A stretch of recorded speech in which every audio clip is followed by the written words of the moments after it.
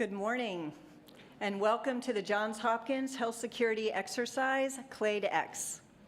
My name is Anita Cicero. I'm Deputy Director at the Center, and I will be your host throughout the day. Welcome to all of you in the audience, and also to those listening on Facebook.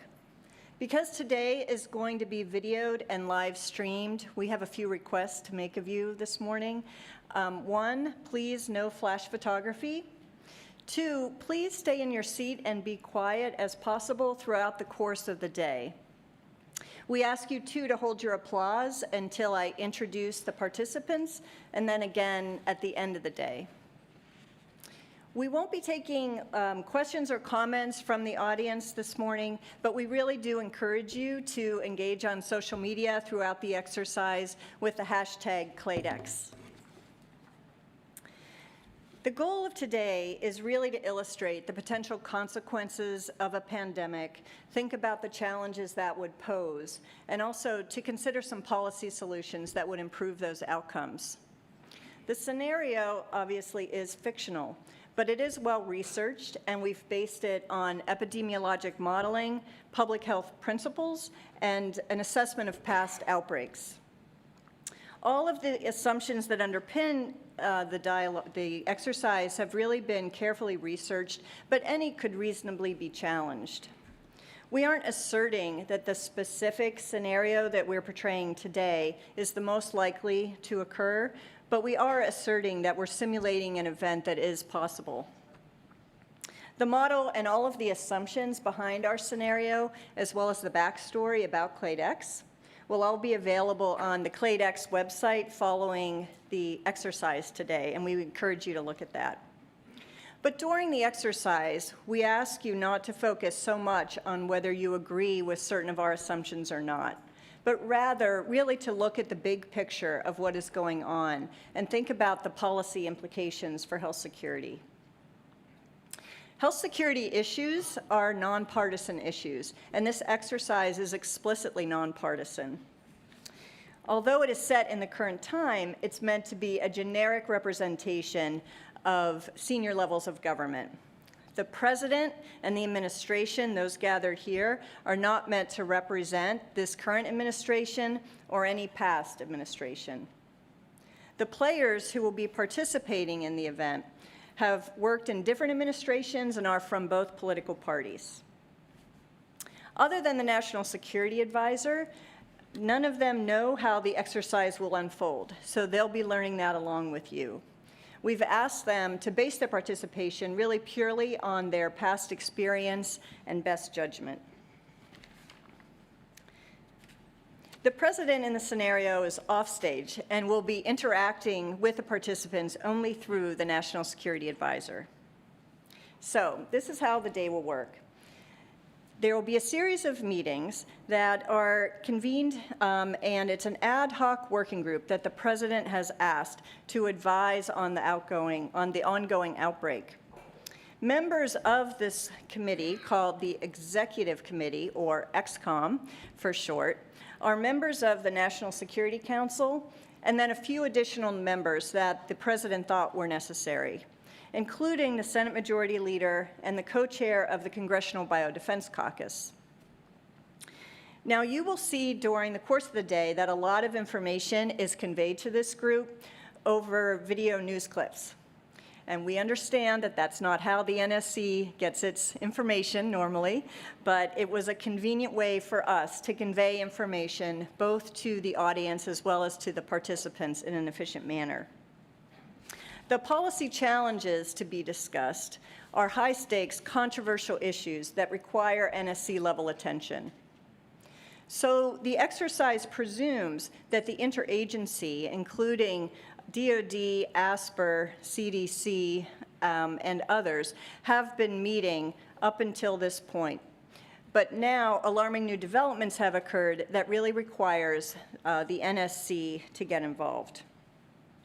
Please join me now in welcoming our participants.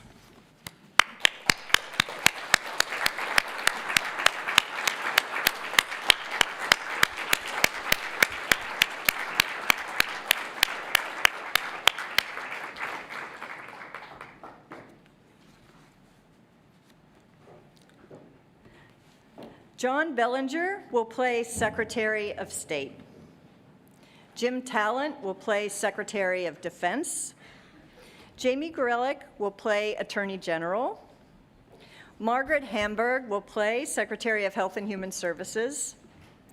Tara O'Toole will play Secretary of Homeland Security. Jeff Smith will play Director of the Central Intelligence Agency. Tom Daschle will play Senate Majority Leader. Representative Susan Brooks will play Co-Chair of the Congressional Biodefense Caucus. Julie Gerberding will play Director of the Centers for Disease Control and Prevention. And Tom Inglesby will play the National Security Advisor. So here is the world situation as the exercise starts. It's May 15th, 2018, and this is the first XCOM meeting. The U.S. is still engaged in military operations in Syria and Afghanistan, and we are in the midterm primary election season. An outbreak of a new serious respiratory illness has been recognized in Germany over the past several weeks. And the scenario now starts with the National Security Advisor convening the first meeting of the XCOM. Thank you all again for coming on short notice. The President needs your advice and judgment. He's called you together here because of your experience, your knowledge, and your national leadership. We've got a very serious situation. To start the meeting, I want to begin with showing you the Global News Network clip from this morning.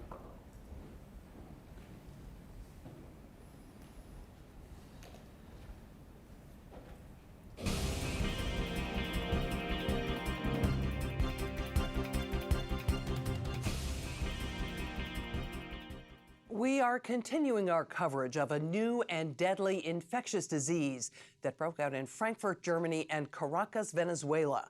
2 days ago, the World Health Organization responded by declaring a public health emergency of international concern, a highly unusual step and an indication of its deep worry.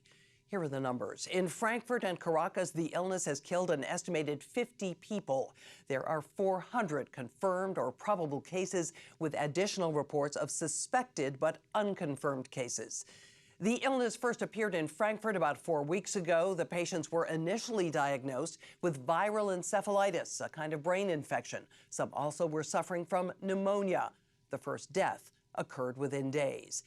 In Germany, there have been several clusters of cases within families and at workplaces. At least 4 of the dead were healthcare workers who had treated patients infected with the disease. Based on this, German authorities have concluded that the illness is likely spread to person, probably through inhalation of the virus. Our medical reporter Emily Schmidt is at the CDC in Atlanta with more. Emily, what can you tell us? Jean, CDC officials tell us that most cases are occurring in healthy adults, but there are some cases in children and the elderly. 3 U.S. Air Force service members at Ramstein Air Base have been diagnosed with the disease. Multiple hospitals are involved in Germany, including the U.S. Army's Landstuhl Regional Medical Center. Patients are being placed in respiratory isolation. Many worried well are showing up at emergency departments and clinics. Public health authorities in Germany have been working to isolate the sick and track those who have been exposed. Now, this disease is characterized by fever, cough, confusion, and in many cases, coma, respiratory failure, and death. Initial tests to identify what was causing the outbreak were all negative, but scientists at the Robert Koch Institute discovered a previously unknown virus in the spinal fluid of several of the patients, a new type of para-influenza virus. Para-influenza is a common respiratory virus. It's unrelated to influenza and typically causes colds in adults and croup in kids. It does not normally cause severe illness in otherwise healthy adults. Thanks, Emily. Venezuela is reacting very differently. Authorities there are denying there is an outbreak, despite reliable reports from people in Caracas of hospitals being swamped by hundreds of suspected encephalitis cases. There are no details or accurate numbers for us to report. However, Colombian health officials have confirmed that 3 people who fled to Bogota from Caracas for medical care do have the virus. How is the rest of the world responding? Well, Australia, China, and South Africa are restricting travel from Germany and Venezuela. Health officials around the world are screening travelers and investigating possible cases. As of now, there are no reported cases in the U.S.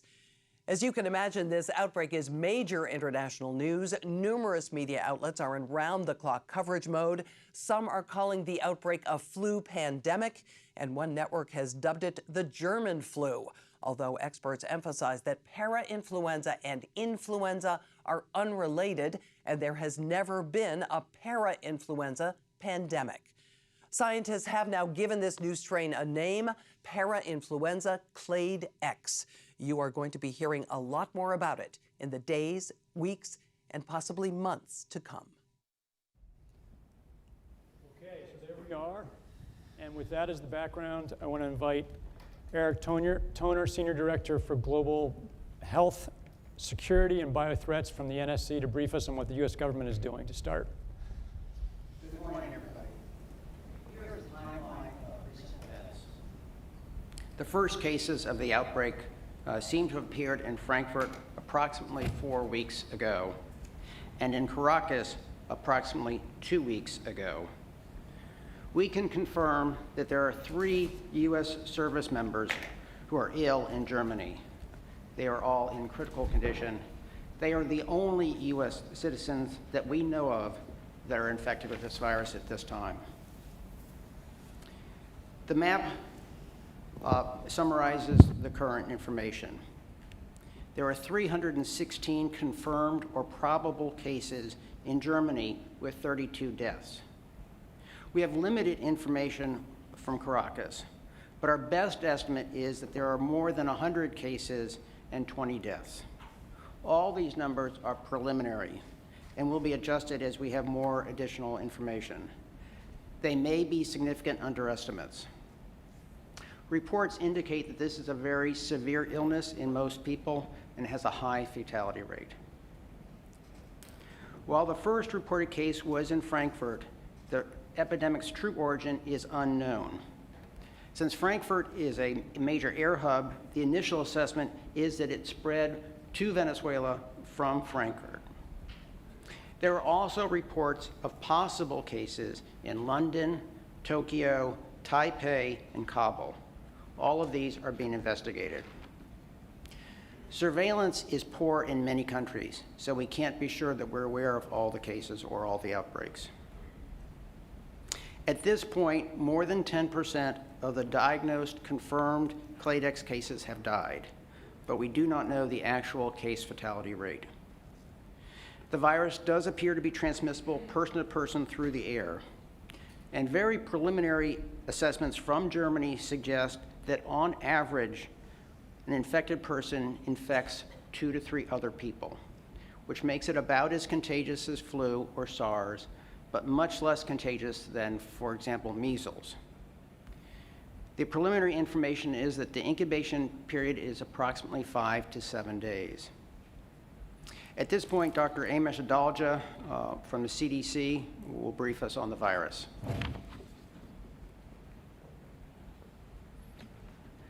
The genetic sequence of the virus has been posted online. Clade X seems unrelated to any of the previously known human parainfluenza virus strains.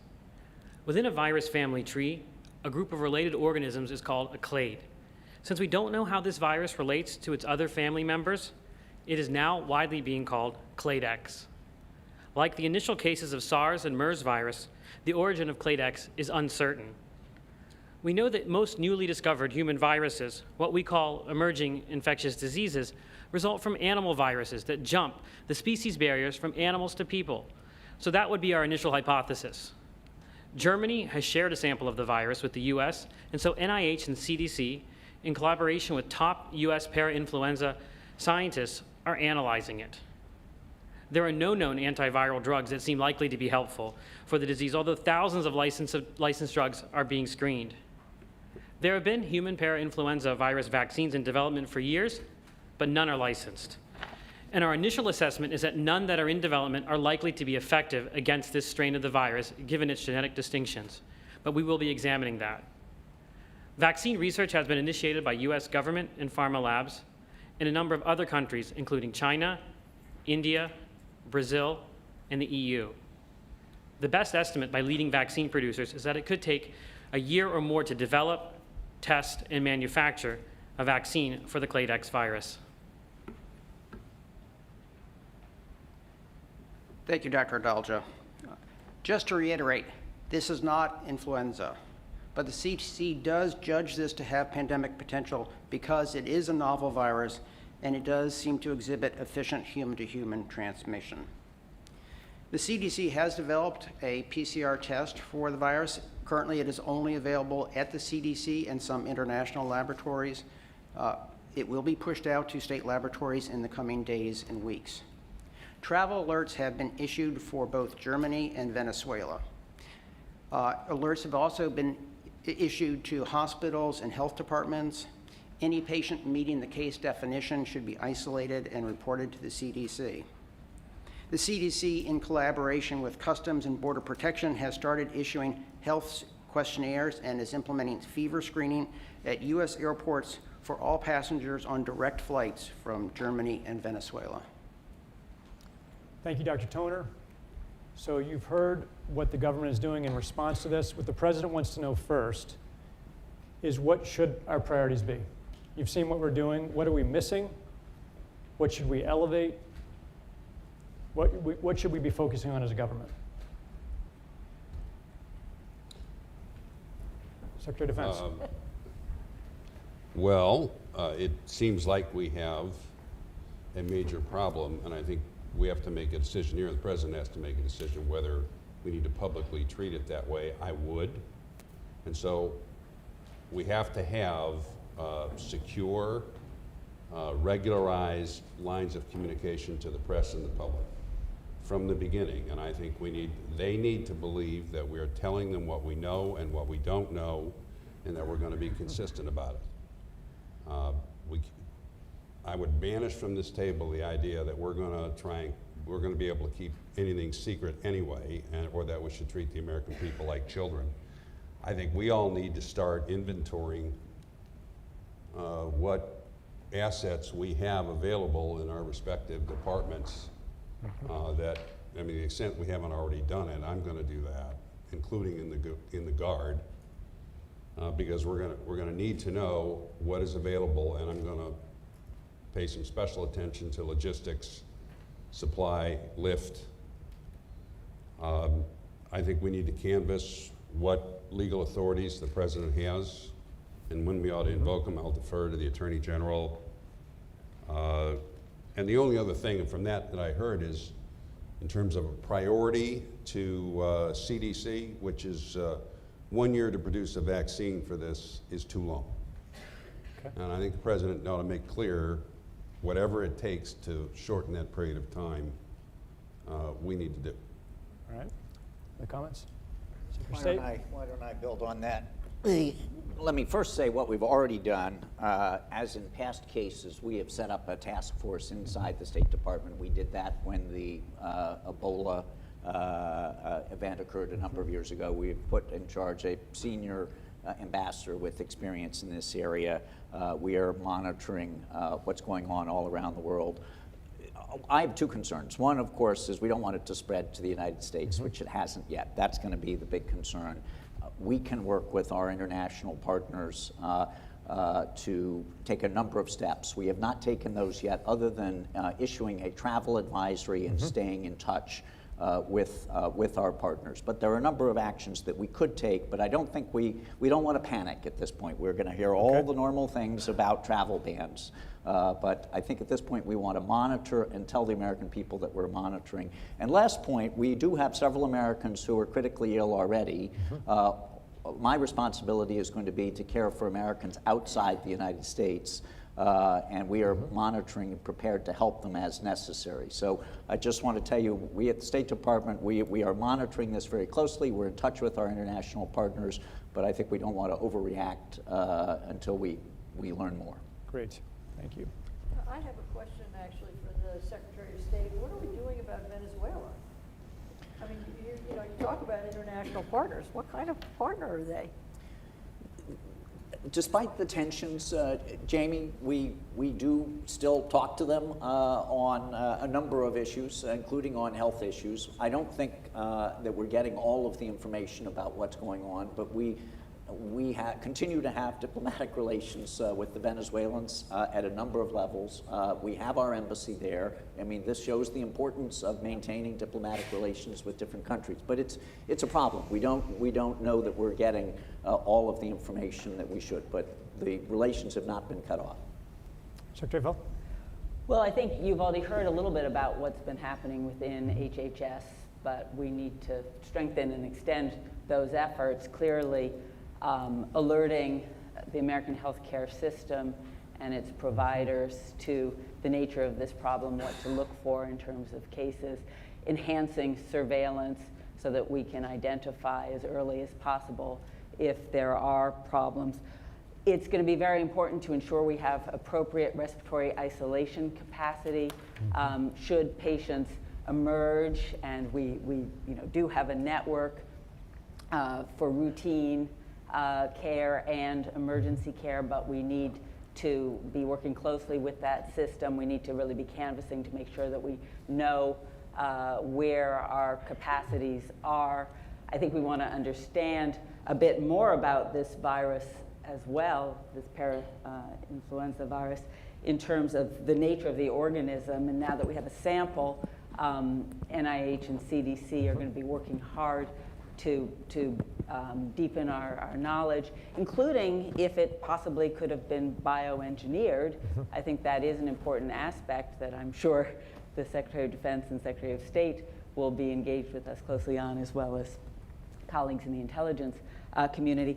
I would like to know whether there's any evidence of animal engagement involvement with this particular outbreak, because we do know that there are animal variants, and I think there's a lot of concern that this could involve that. And I didn't hear anything about animal cases, but I think that's going to be very, very important.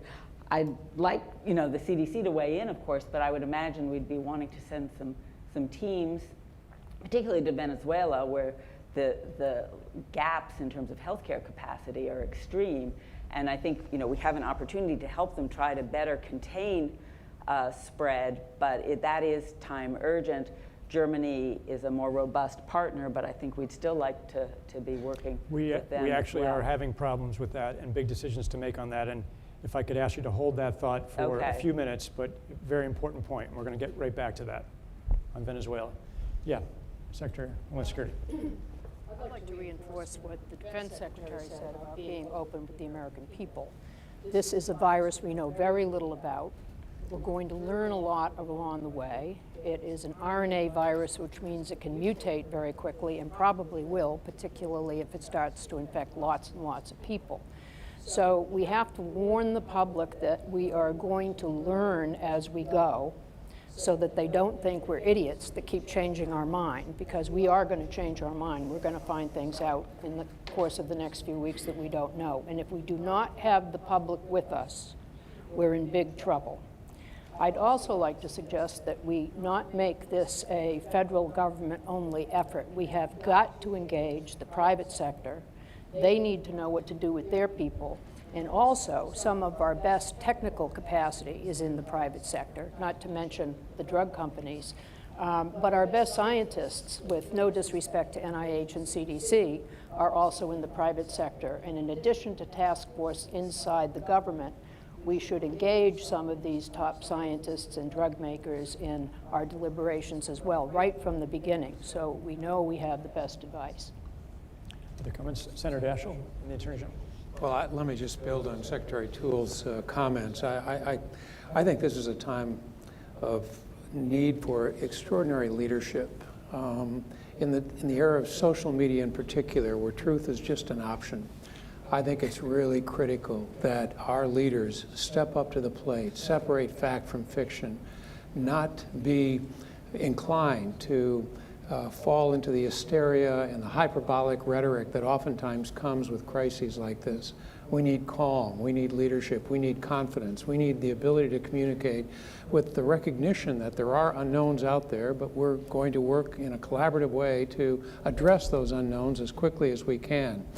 We should have stockpiled, we didn't, but we're going to have to look at that vaccine question to see if we can speed up the delivery of vaccine to something short of 12 months.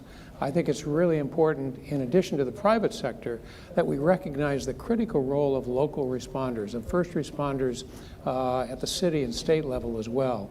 There ought to be a coordinated effort to reach out, again, reflecting the need for leadership at all levels to ensure that we have a collaborative response.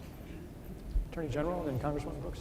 So let me build on those comments. I think it is absolutely right that we engage with the public, that we make sure that we are being truthful and transparent to the extent possible. But I think if we go out with a set of statements about the problem without having any agenda for the solution, our credibility will be shot. I think back to the Deepwater Horizon in the Gulf, where the president was viewed as observing a problem about to hit our shores without an action plan. So I would very quickly, if we could, Tom, come up with an agenda of action items, and that includes, in particular, addressing the resources and capabilities and inclinations in the states. Because, you know, they have, within the states, any number of powers that we have only with some level of complexity, including with respect to the National Guard. I think Secretary O'Toole's idea about full engagement with the private sector and the research community is very good, but I would come up with an action agenda. You know, this is not a legal question. This is a public policy observation from somebody who's been around for a long time. And let's be careful not to overpromise. I mean, already the discussion about vaccines is making me a little bit nervous because there have been vaccines in development for many years. It doesn't look like any of those are going to be effective against this. So let's not get the American people thinking that if we just put more money and rolled up our sleeves, we could get them a vaccine tomorrow. Do you think 12 months is overpromising? I think we should be very careful. But I think we should say it's a high priority. Congresswoman Brooks, you wanted to make a comment? I really do believe that we need to continue to communicate, first and foremost, what the administration is doing and letting members of Congress, the House and the Senate, communicate and make sure that we know what the administration is doing all across the agencies so that we can communicate all that the administration is doing. I know that there will be incredible concern about the members of our military in Germany and the fact that we have men and women already at Ramstol and who are critically ill. I think the American people will want to know what we are doing specifically for the military. And to the extent that we can have communications tools about what the different steps that are being taken and letting everyone know this is the beginning, there is no vaccine, and do a better job educating the American people about how long it might take. But then we also have to remember for the first responders, make sure that they have the personal protective gear and that they are being educated on how to protect themselves. And so encouraging our leaders in Washington to go home and to be leaders in the community on this with their state and local health officials and first responders. I'm all for working, I was going to say I'm all for working with states to comment on this, but I would do it from a position of strength. The President has the authority. If he invokes it with the emergency declarations, the Stafford Act, the Defense Production Act. And my concern is, I'd love to know what Senator Daschle thinks, because he knows, is that if these governors think we're asking them and they don't have to do it, once this thing starts to go, everybody's going to want to use their own resources in their own states. When you say do it, what do you mean? Well, if we need, for example, a lot of the medical units that you know, that I own, I really don't own because they're in the Guard. And so I'm just concerned is if we get a situation where we're asking these governors if it's okay, and this thing starts moving very fast, I think we need to go to them and say, look, we're going to do what we need to do. We want your cooperation. We're going to inform you. We need your help. In other words, this is not something we're imposing on you, but we're doing it from the standpoint of we've set up a chain of command. Your assets are at our command if we need them. Director Gerber, you've been trying to get in. Yeah, I think the agreement around the table is that communication is going to be critical, and I would recommend that we set up the Joint Information Center as a government so that we have a coordinating mechanism to keep us harmonized and all on one page. I think the other broad view around the table is that we need to lean in.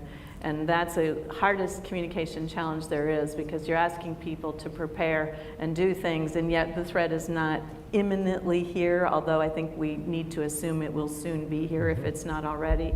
So we're in this very challenging communication domain, and leadership really matters right now. Just to let you know a little bit more about what the CDC is doing, we have, of course, activated our Emergency Operations Center. We have begun the process of communicating with our stakeholders, so we've contacted the scientific media. We've been working behind the scenes with state and local health communicators, and the emergency risk communication systems and networks have been asked to lean in and prepare. We have some pre-stock messages. We're working on a case definition to go along with the diagnostics, because we've got to give people some reliable means for determining if they have a case or they don't have a case. But I think the real priorities in the short run are making sure that we are prepared with advice about personal protective equipment, that we are harmonized across the defense and the homeland security and public health dimensions in terms of force protection, healthcare worker protection, and citizen protection. If we let any air in between what we're recommending for soldiers versus health workers versus citizens, we're creating the opportunity for a very confused and a diminished credibility of our whole effort. Finally, on the point of countermeasures, I think we all understand the importance of not over-promising. I do think, however, that we have some parainfluenza vaccinology under our belts, and we need to get those people corralled and on the case of looking to see if there's any cross protection, if there's any value in what we have in the freezer, and then asking the pharmaceutical companies to go through their inventory of antivirals and make sure that we don't have any product that would have even some antiviral activity. And then finally, as we've seen with every single new pathogen outbreak that we've contended with, there's always the attempt to use serum from surviving patients as passive immunotherapy. And as you know, Dr. Fauci has recently brought that forward in the New England Journal as a potential option. So we need to at least get those scientists and that energy underway as a potential therapeutic, if not a prophylactic.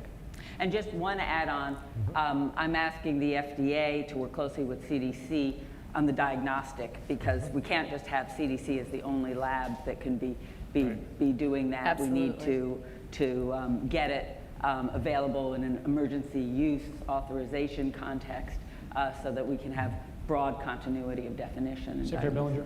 And I'm certain all of us are going to want to hear from the CIA director, because he may know some things that we don't. But just listening to all this, and I am the least expert, as you know, Tom, around the table in these disease issues, and it's good to see everybody, in fact, leaning in and getting ahead of things, because they've seen these before. On the other hand, your job is to advise the president, and I don't want panic being created amongst the American people. This may get worse, but we're talking about military assets, we're talking about vaccines, we're talking about healthcare kits. So we need to have the president say we are monitoring. Right now, this is in 2 countries around the world.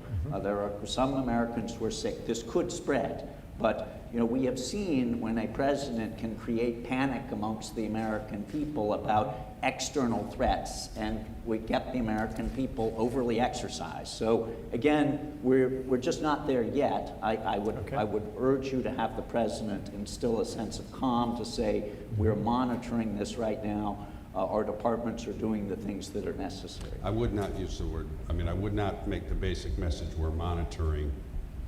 If there's as great a danger in terms of public confidence if we are perceived as underestimating this, and then it becomes something that the average person thinks of as an epidemic that threatens their lives. So obviously we need a balance. I'm not talking about going out and, you know, waving it with our hair on fire. But I do think we need to let people know that this is, that CDC's issued this in the World Health Organization because this is a major threat to the public health. And we're taking action in addition to monitoring. And I would be careful about the messaging. I think they've got to see us leaning in. Plus which, and again, maybe I'm too sensitive to the Congress, but if the president is seen as not taking vigorous action, they're going to start firing from the Hill yesterday. I agree with that. Tom, Director Smith, did you want to say something? Just to give you a chance. Do. First of all, as this group knows, after 9/11, the intelligence community made a conscious effort to devote a lot more energy to collecting and analyzing the threat of bioattacks. We may not have spent enough, but we've certainly focused on it. And when this first broke out, I sent a note, a cable to all stations and bases saying, what do we know about this? And thus far, we have no indications that this is anything other than a natural outbreak. But in any public statements the government makes, I think we should say we have no current information that this is anything other than a natural outbreak. As this group has also heard me say, the definition of an intelligence officer is someone who goes into a room, smells the flowers, and looks for the coffin.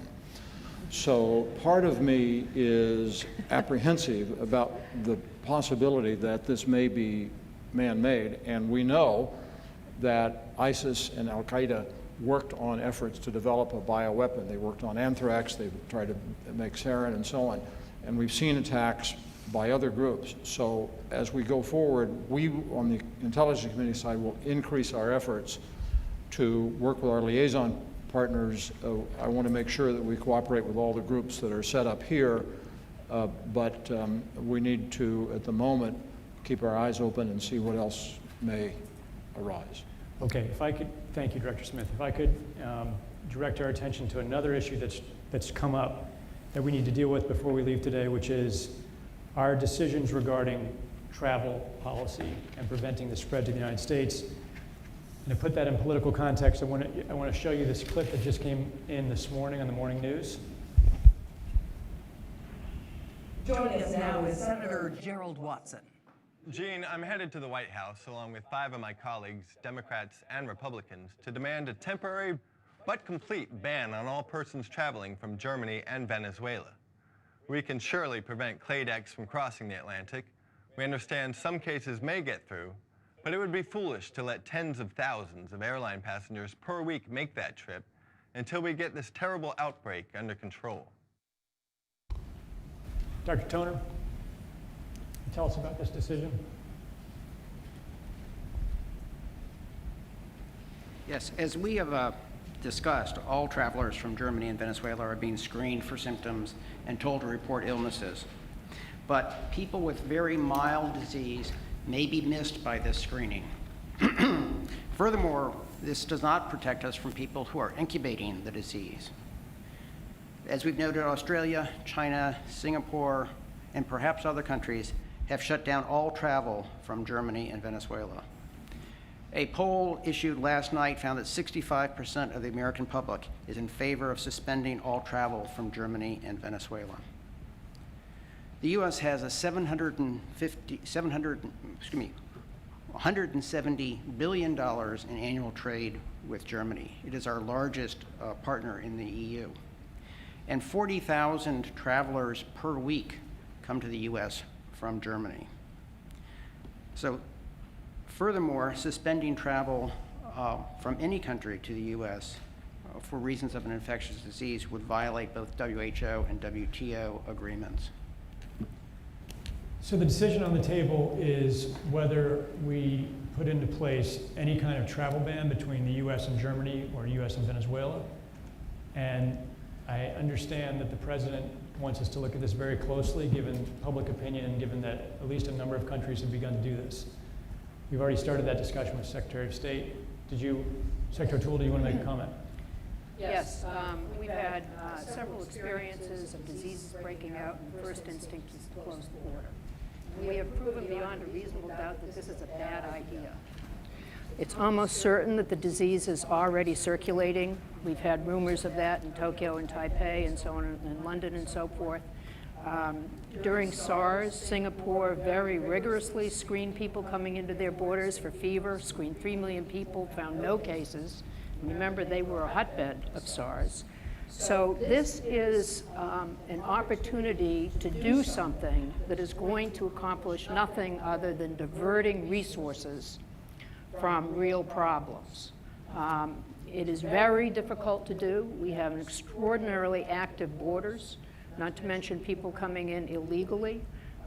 It puts our border protection personnel at greater risk. We are going to spend an awful lot of time trying to track people coming in. Remember what happened during Ebola, when entire health departments were diverted to tracking plane travelers, none of whom ended up having Ebola.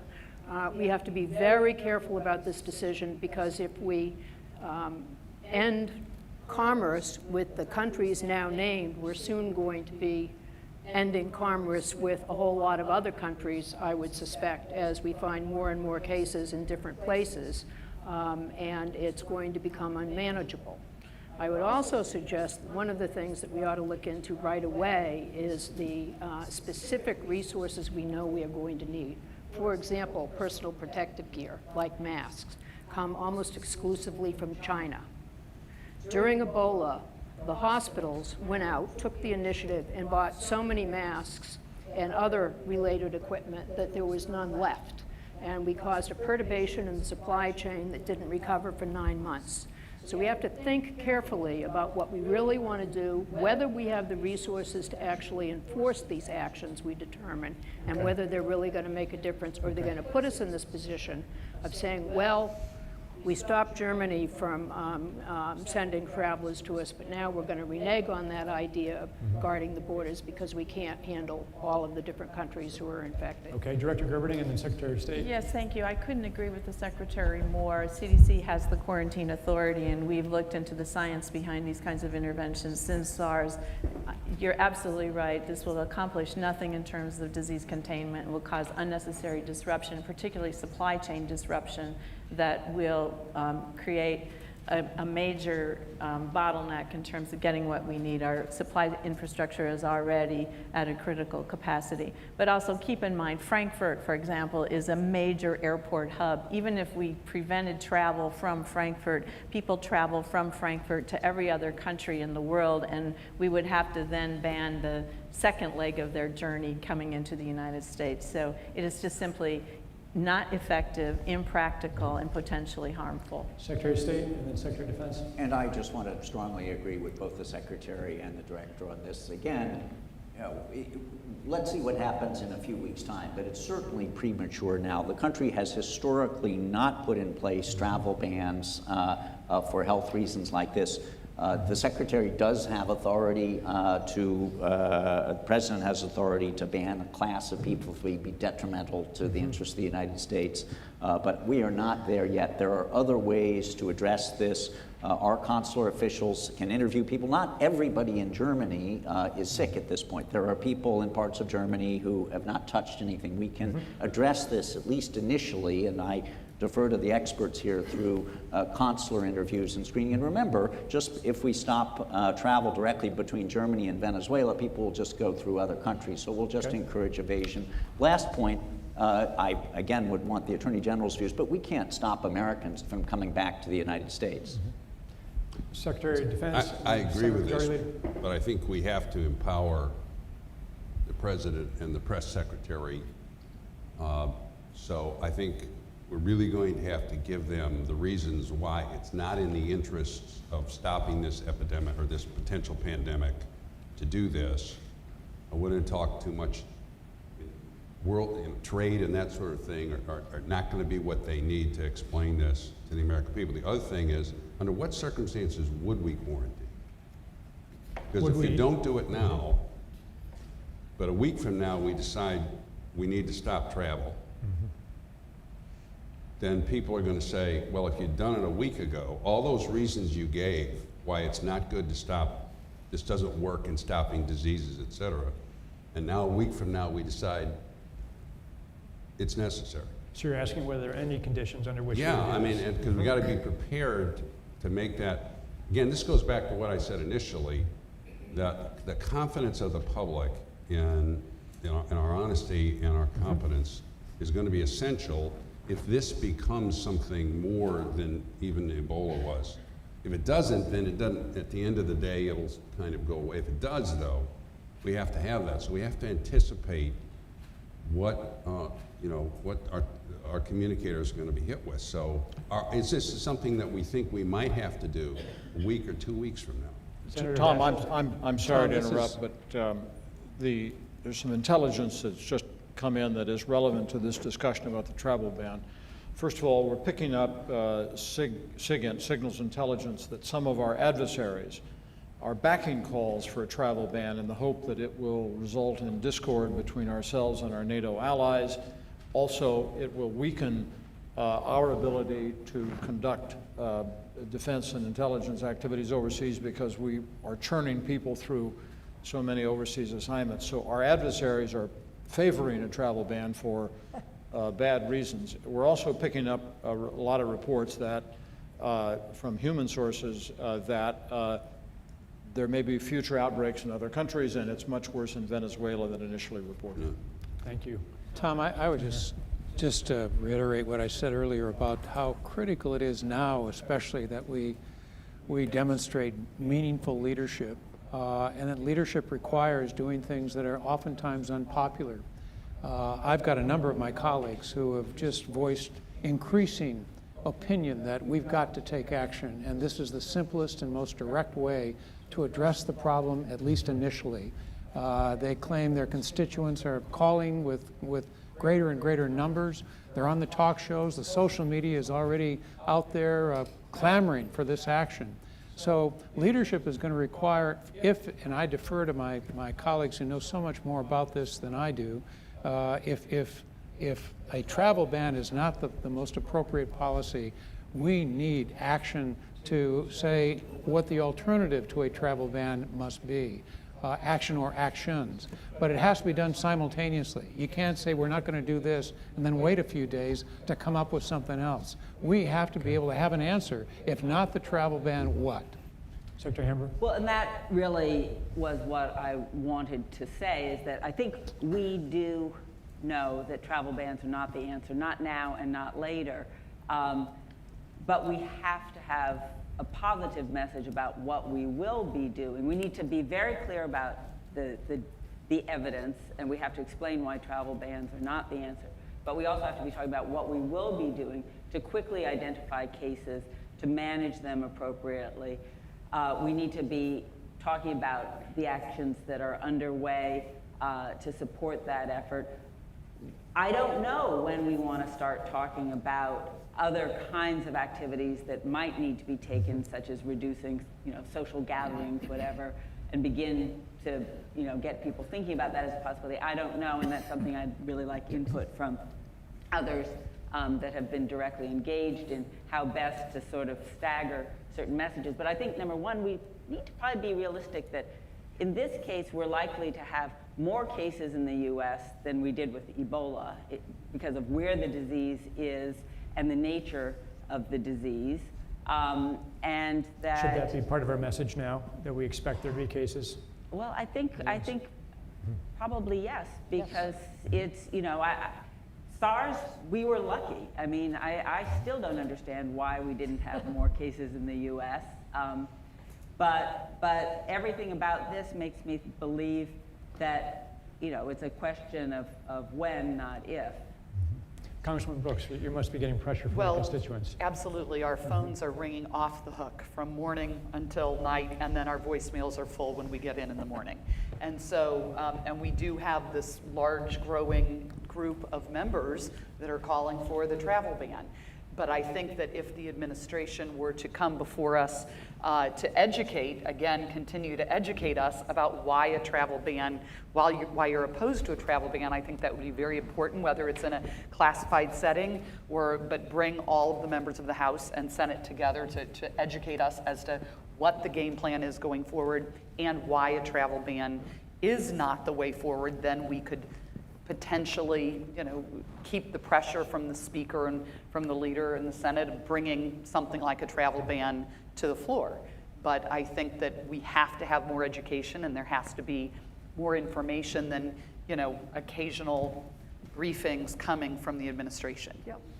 If I could jump in there, I agree with both of these. This is what I was trying to say earlier about the lessons of Deepwater Horizon, not a communicable disease, but one where the lesson was you have to go beyond monitoring to say, here's what we're going to do, particularly if you're saying no to something that sounds aggressive and protective.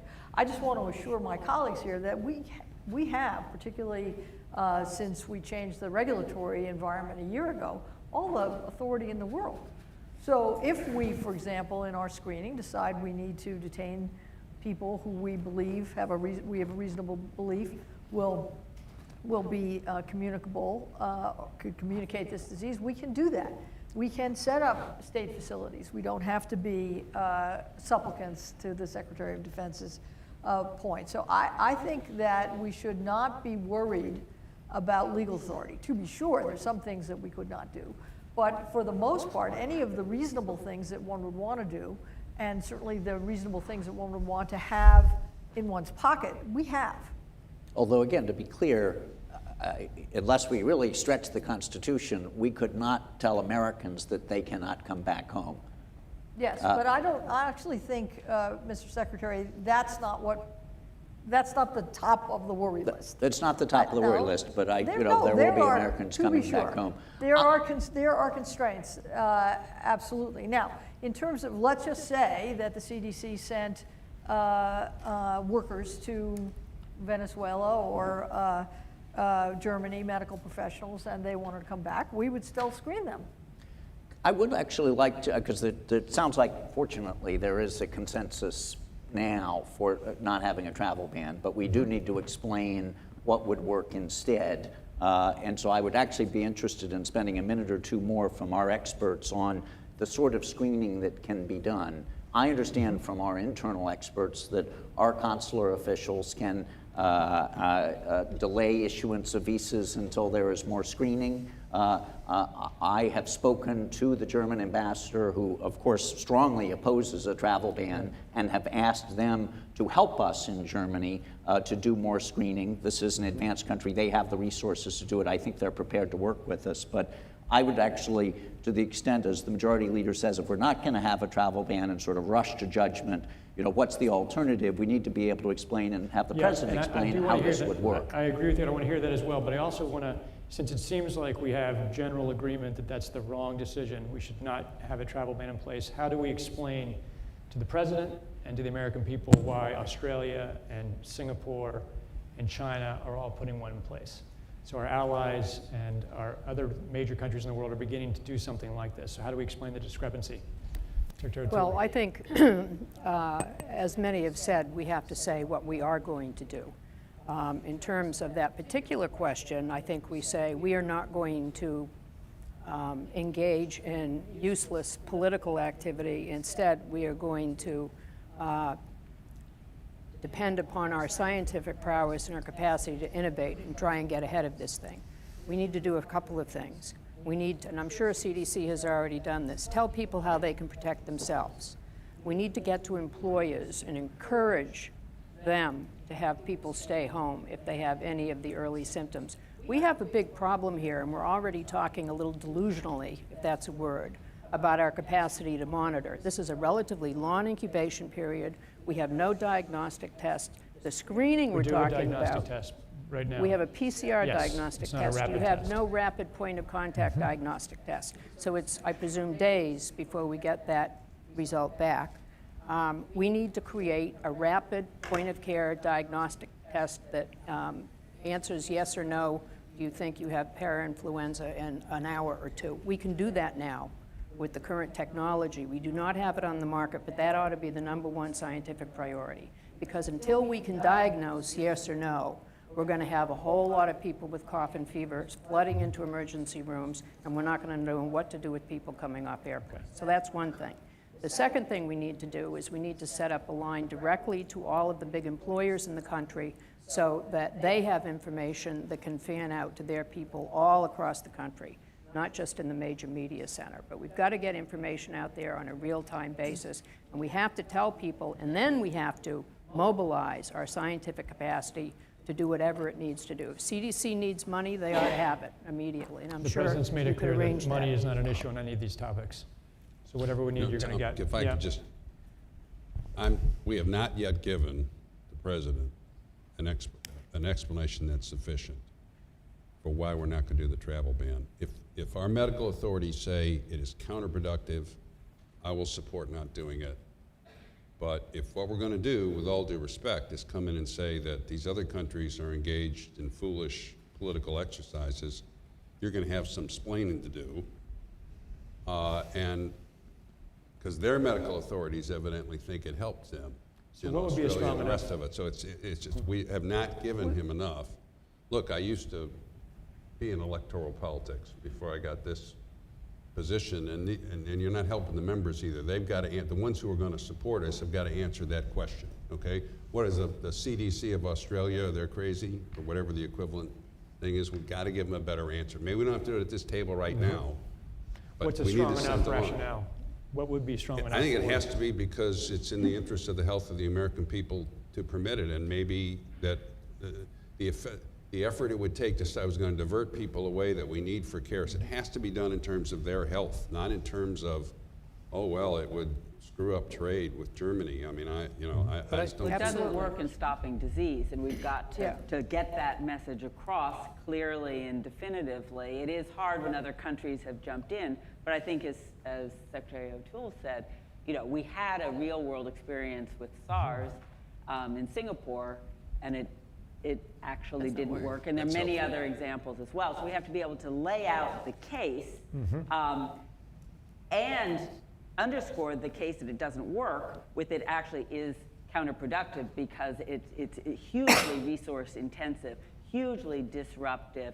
It actually will undermine ultimately our ability to respond. But then we need the counter case of what are the positive things that we're doing, which will include the ability to rapidly identify cases, to manage them medically and appropriately, and to put in place other broader public health measures as needed as we learn more about the nature of this organism, our public health tools to manage and control it, and also the issues around context for spread. And I would like to ask the Secretary. I think what we really need, more than anything, is efforts to build confidence.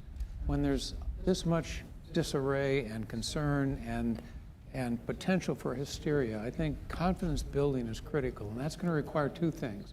First, a plan of action, and that plan of action has to be very clear and concise, and I would say a 5-point, 10-point, whatever it is, a plan of action. And then secondly, a communication and coordination authority to make sure that that plan of action can be implemented as quickly as possible.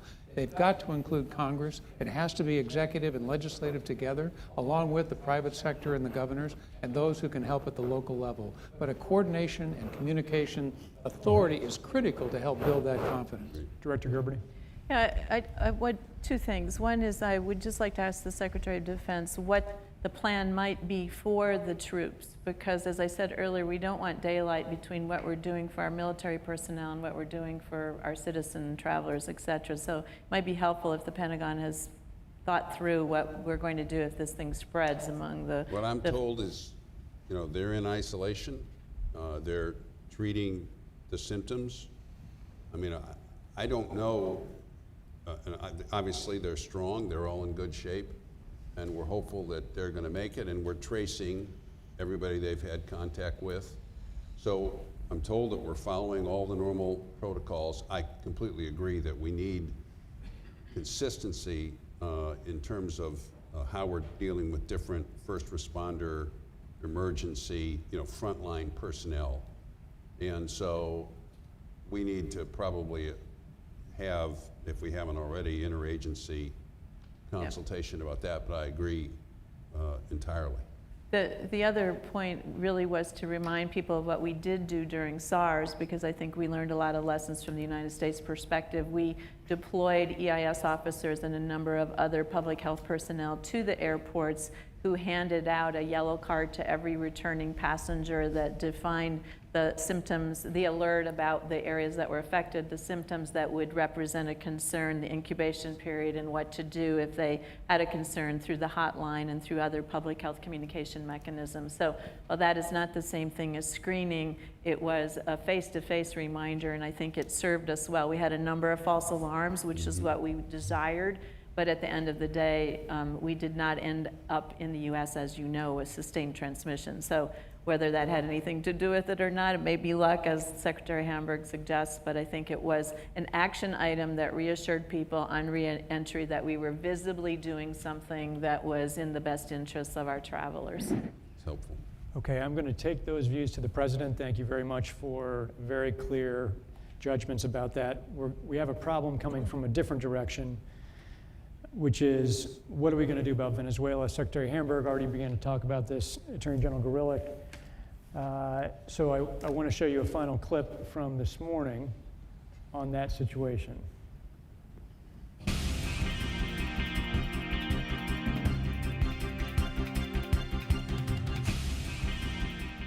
Caracas is in chaos. On a good day, the government teeters on the brink of being a failed state, and the current outbreak of Clade X could send it over the edge. Although government officials are still denying there is an outbreak, hospitals are overloaded, and reporters on the ground say many sick people cannot get the medical help they need. Cuban doctors have arrived, and several Russian military planes have been spotted at the airport carrying what appear to be medical personnel. Our sources say they have also seen Iranian and Chinese teams disembarking. How dire is the situation? Well, a few hours ago, I spoke with a senior physician from the Venezuelan Health Observatory, a research center at the Central University of Venezuela in Caracas. He asked to remain anonymous, but sent me this statement. He writes, "The government says nothing is happening. It is lying. The hospitals in Caracas are overflowing with incredibly sick patients. The hospitals don't have the isolation capabilities to handle those who are admitted, and many people are being turned away. The hospitals just don't have the capacity to handle them all. So families have to take the sick patients home, and this spreads the disease." He writes, "The only thing that will stop this epidemic is massive international intervention, like the response to the Ebola outbreak in West Africa. The U.S. is the richest country in the world, and it has the resources we need. Why won't you help?" Dr. Toner. WHO is requesting that the U.S. deploy medical teams to Venezuela. The Venezuelan president is publicly denying the outbreak, but privately, the government of Venezuela has indicated they are willing to accept U.S. medical assistance. Public health officials agree that Venezuela will need major outside help to stop this epidemic from spreading out of control.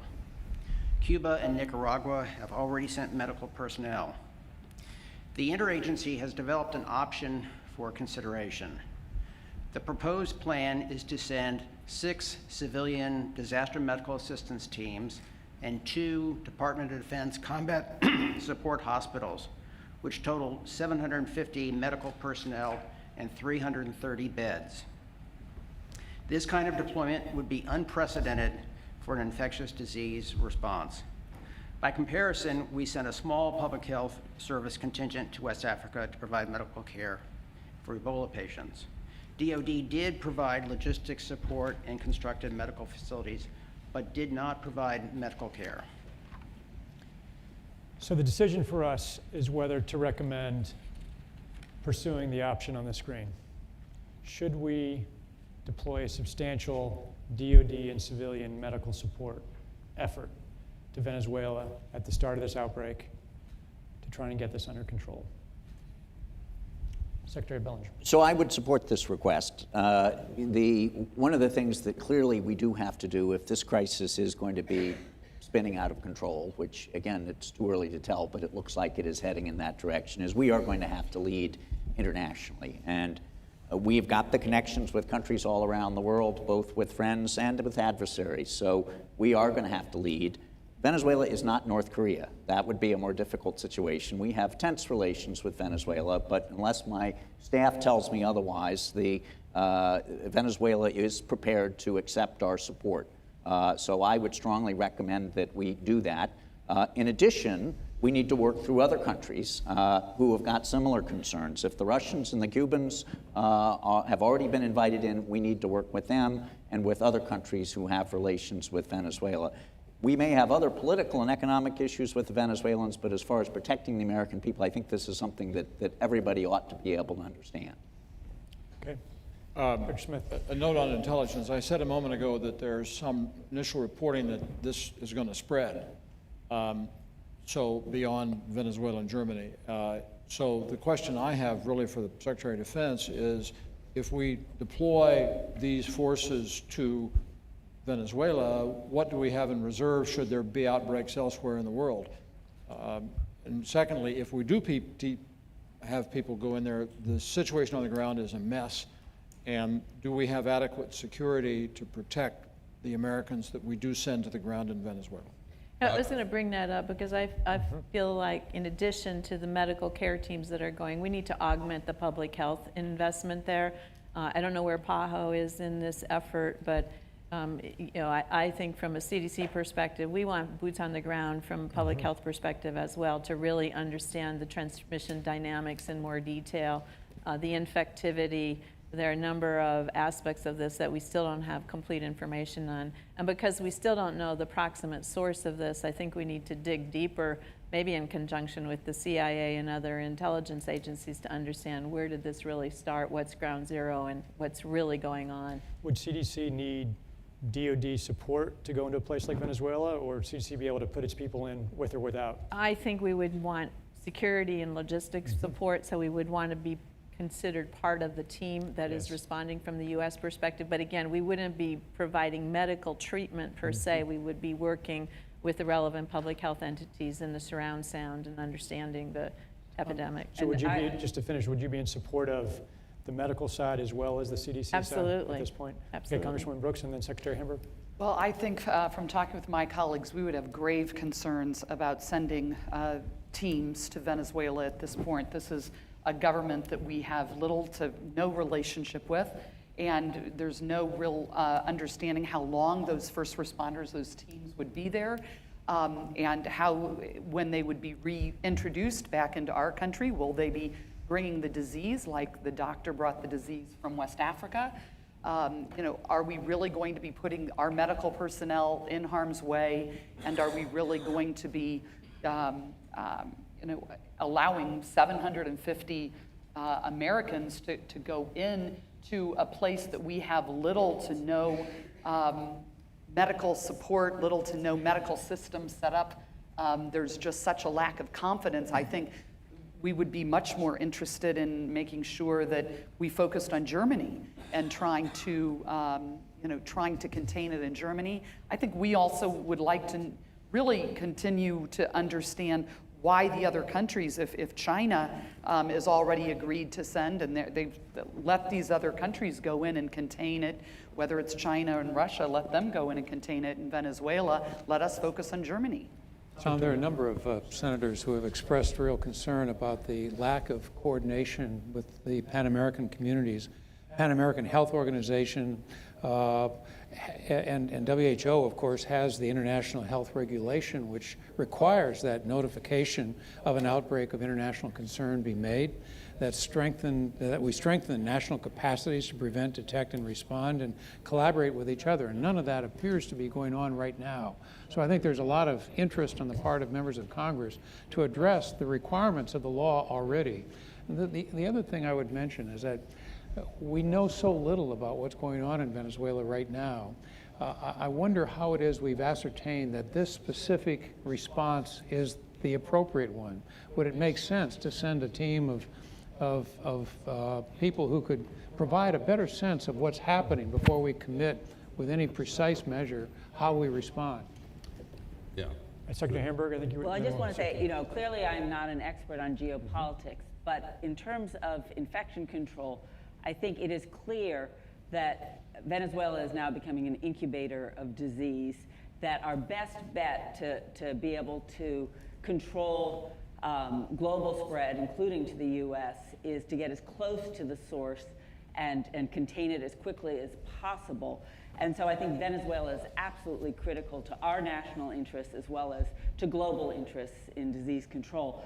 I think we do want to coordinate with other countries. There's no reason that we have to come in and do it all, but I think we want to have a very clear picture of what is going to be the capacity on the ground, what can and will be done, because this is time urgent. I do want to say that we are prepared.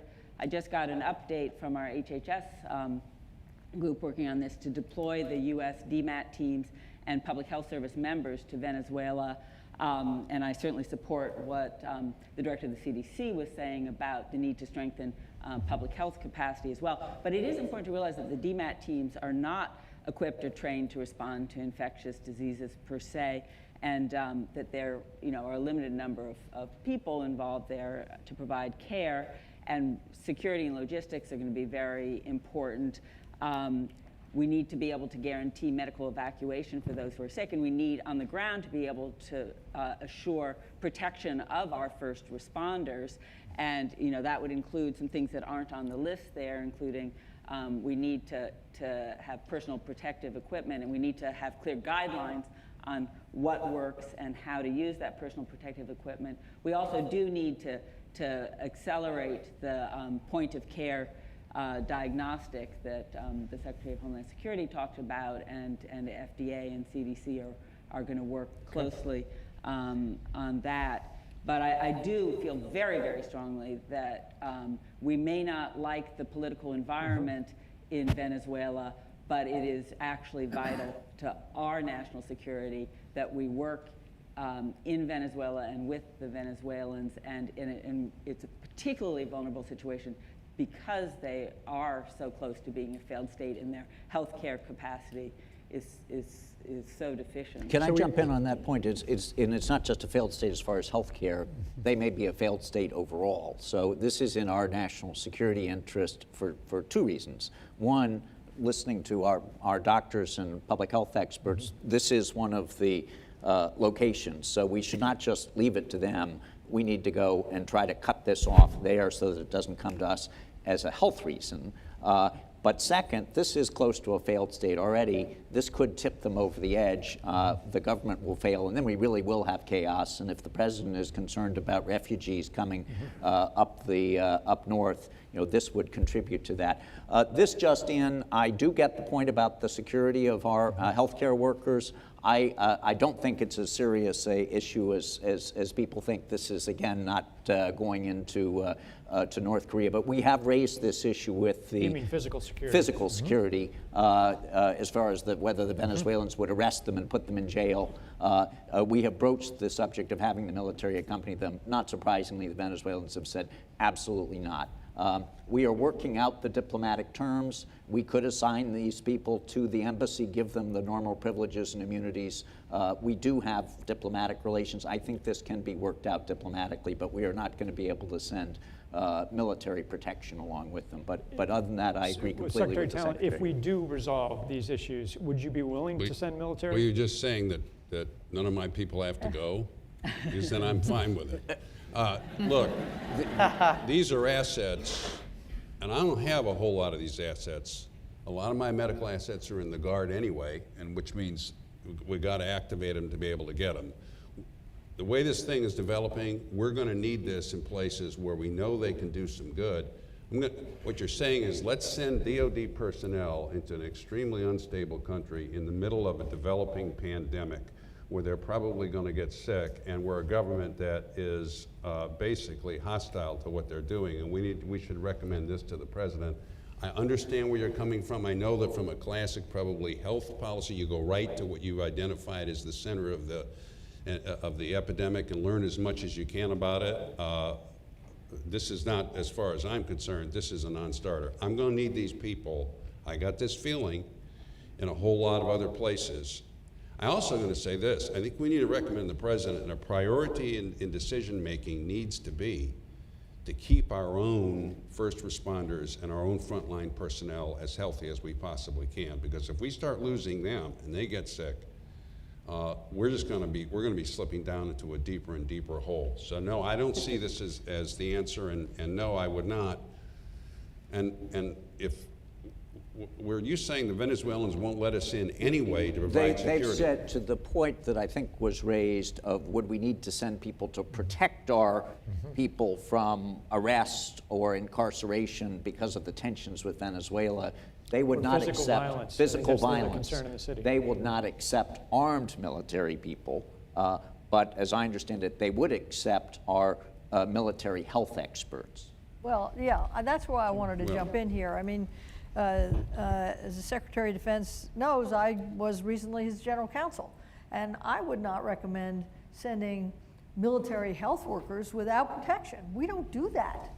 And that's very nice of Venezuela to say that, honestly, and I respect the views of the Secretary of Health and Human Services that you go to the source, but honestly, for them to say, well, we'll take Dr. A and Dr. B, but not the people on whom Dr. A and Dr. B rely for their safety and security, I just don't think that's a tenable solution. I think, frankly, Mr. Secretary of State, you've got your work cut out for you.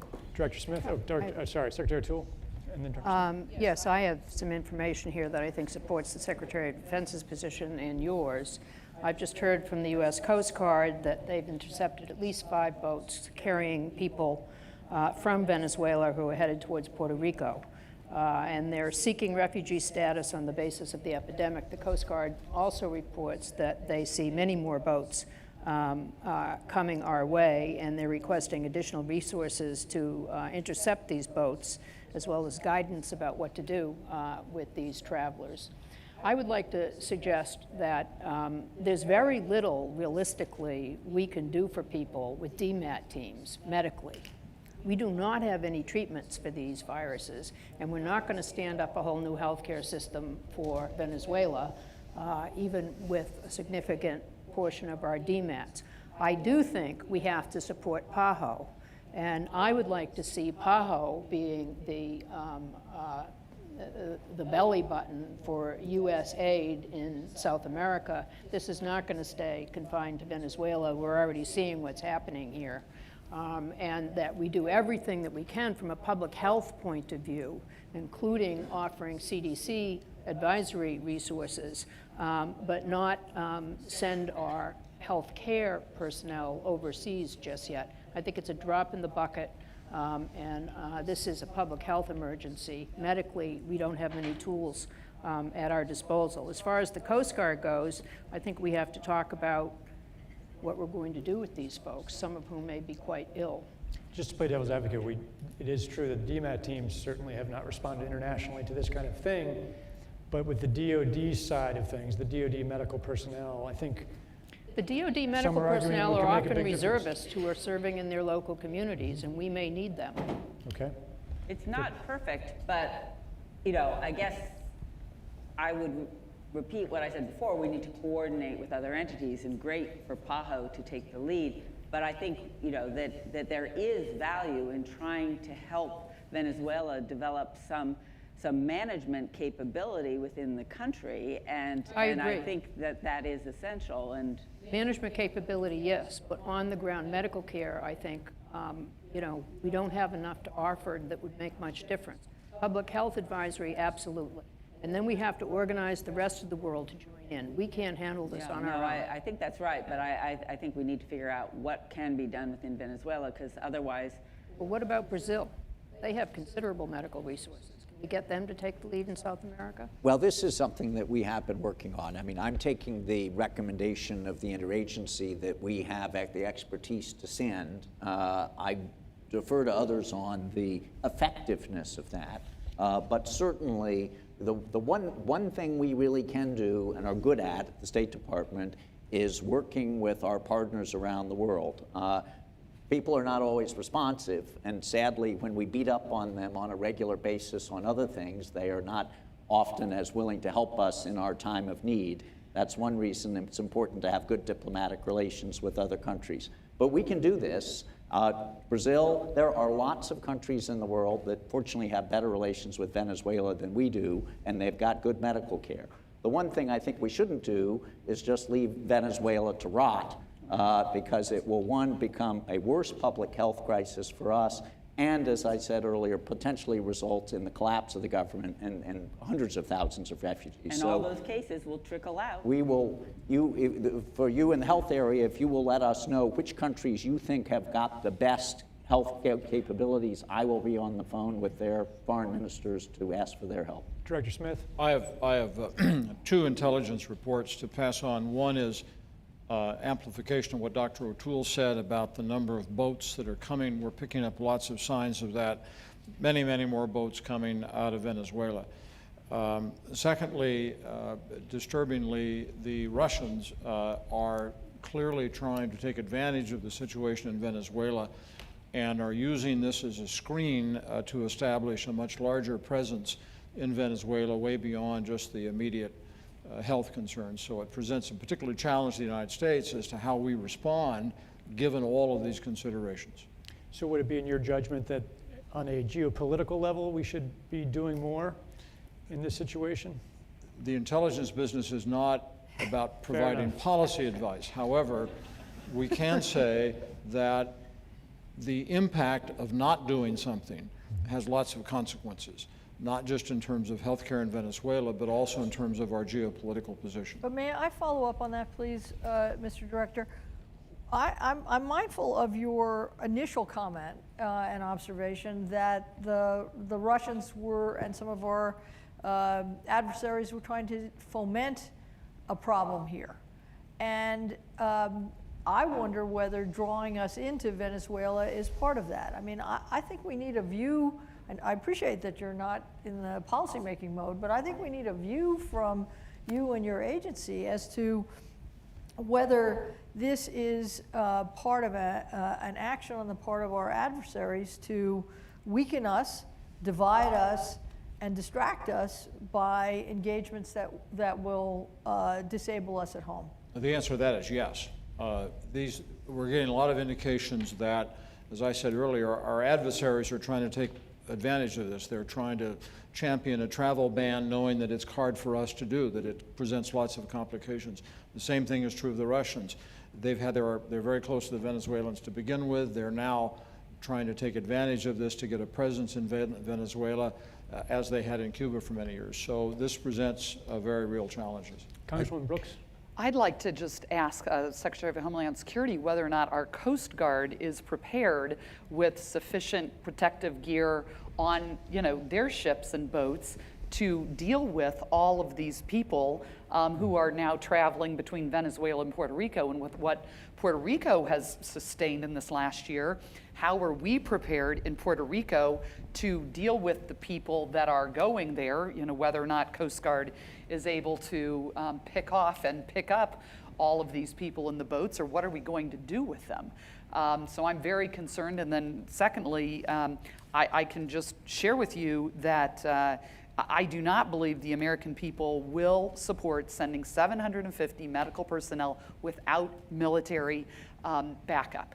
I just do not think that, and while I completely appreciate we must go to, but I think we ought to really engage any allies, whether it's Brazil through the State Department, to really engage with Venezuela. But I'm more concerned right now about our Coast Guard, who are the first responders right now with potentially infected people. Okay, we have a few more comments, and then we're going to have to close this. Secretary I think Johnson, we should Hamburg. recommend to the President, I don't know if it reflects the unanimous opinion, but I think we should recommend the President that we not invest substantial amounts of American personnel or assets in Venezuela that we're going to need in other places. The downside of it is enormous, and the upside of it is highly speculative. It's going to be pretty hard to explain why we're not doing more to protect from flights coming in other countries because we want to save resources, so we don't want to divert to that, but we're going to put the resources into Venezuela, especially given that we could very well be walking into a Russian trap if we did something like that. And I need to say, because there may be other places where we do like Germany, to send in our medical personnel, and where DOD personnel are going to protect them, and they're not going in without their weapons. I don't care what the local government says. We don't send my guys in without the capacity to defend themselves. So I think we ought to get this off the table. Okay, does it not sound like we have agreement in the group, and that's okay? We want to hear all minority views or majority views. But Secretary Hamburg, did you want to say something about that or other? Well, I just wanted to underscore, we're not going to do a travel ban not because it diverts resources, but because it doesn't work. It's not the effective strategy. I think we do have to be realistic that we're going to need resources here in the U.S. to manage cases as they come. We also have to recognize all the complexities of going into Venezuela. I'm not sure that we should just follow this interagency option and give it the rubber stamp now. I would say we need to immediately convene a group to look at what are the potential strategies with Venezuela, including our other potential partners in terms of a response there. Not decide now what we are going to commit. And I agree that this is probably not quite the right formula for many reasons, including both numbers and meaningful capacity for management and response. But I think we really do need to have a targeted, time-urgent focus on the situation in Venezuela to try to contain it as best we can. Senator Daschle. Tom, I've agreed with Secretary of Defense on virtually everything he's commented on so far, but I have to take issue with what he has just said. I think this is a catastrophe waiting to happen. There's an old expression, if you don't visit a bad neighborhood, it will visit you. And Venezuela is near our shores. It is chaos down there. If we don't have an urgent response to begin to contain it, working with our other allies in the region, if we don't put as much attention to that Venezuelan crisis today, tomorrow, the next day, it will be here. And we can't afford that. So we've got to stop it to the extent we possibly can before it gets here. And the only way to do that is to commit resources. There is no risk-free strategy in anything we do. We're going to have to realize that we're going to have to take some risk, but we've got to do all we can to contain it before it comes here. I'll just say I agree with that, but if the military is not going to travel without their weapons, which I understand, and the Venezuelans will not accept them without their weapons, and in fact, I think I hear even that as a medical matter, you're not necessarily recommending this, then I think we have to make as a higher priority working with other countries. Now, Yes. The other countries are, including the Russians, whether they are fomenting some of this or not, have also got to be worried about this crisis. We have an interconnected global system. There are a lot of countries in the world, including Russia, who have got to be concerned about this crisis in both Germany and in Venezuela. So we will push them harder. All the countries in the world that we think could actually help here, and we will torque up the pressure on them. Again, that's what American leadership is about. If we can't do it ourselves, then we will have to push others to help. I'd like to respond to Representative Brooks's question. Thank you. We have sufficient resources in the Coast Guard now. We may be asking for assistance from the Southern Command if the flow becomes greater. We also have a cache of personal protective gear that we have issued to the Coast Guard, so they have masks, which might be some protection. But our people are asking, what about my families? It's one thing for a member of the military to put his or her life on the line, but to bring it home to the wife and husband and kids is another issue. And I would say, again, we really need a rapid diagnostic as a first priority so that we can identify the people who truly are infectious. And I would also like to ask Director Smith, do we know if this is an engineered organism yet?